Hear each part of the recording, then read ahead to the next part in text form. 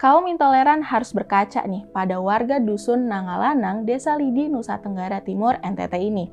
Meski mayoritas masyarakat di sana beragama Kristen, mereka nggak segan membantu kaum muslim di sana.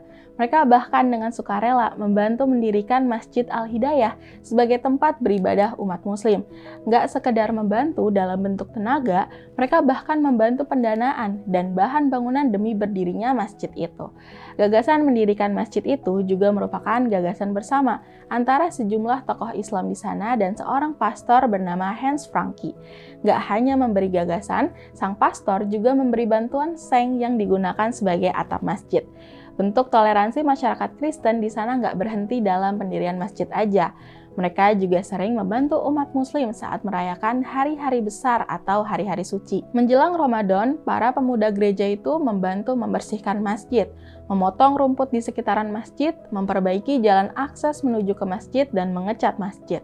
Kegiatan serupa mereka lakukan saat menjelang Hari Raya Idul Fitri maupun Idul Adha.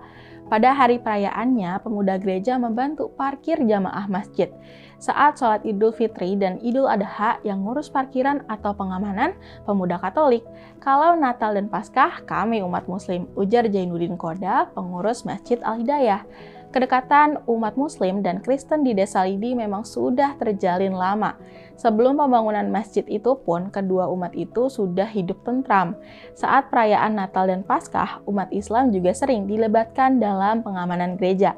Keberadaan gerejanya juga nggak jauh dari Masjid Al-Hidayah. Kerukunan umat Islam dan Kristen sebenarnya bukan hal baru. Bahkan sudah ada saat awal penyebaran Islam oleh Nabi Muhammad. Peristiwa itu dikisahkan di semua sejarah Nabi Muhammad. Peristiwa itu adalah hijrahnya kaum muslim ke Habasyah atau Ethiopia saat ini. Sebuah kerajaan yang dipimpin oleh raja yang beragama Kristen. Saat itu, Nabi Muhammad mulai berdakwah terbuka kepada masyarakat di sana. Kaum Quraisy sebagai kelompok berkuasa saat itu nggak terima dengan dakwah Nabi Muhammad. Mereka pun kemudian melakukan penindasan dan penganiayaan kepada orang-orang Quraisy yang telah menjadi pengikut Nabi. Nabi nggak berdiam, kemudian dia mengirim surat kepada Raja Habasyah yang beragama Kristen untuk meminta perlindungan. Permintaan itu pun dikabulkan oleh Raja Habasyah. Kaum Muslim pun kemudian banyak yang berhijrah ke negeri Kristen tersebut. Sejarah lain tentang kerukunan Islam Kristen adalah saat Nabi Muhammad mempersilahkan umat Kristen beribadah di masjid. Saat itu, sejumlah umat Kristen Najran bersilaturahmi ke Nabi Muhammad. Saat tamunya itu ingin melaksanakan ibadah, Nabi pun kemudian mempersilahkan mereka menggunakan masjid. Dari apa yang terjadi di Desa Lidi NTT dan dua sejarah Nabi itu, semestinya kaum intoleran itu malu saat menolak pembangunan gereja.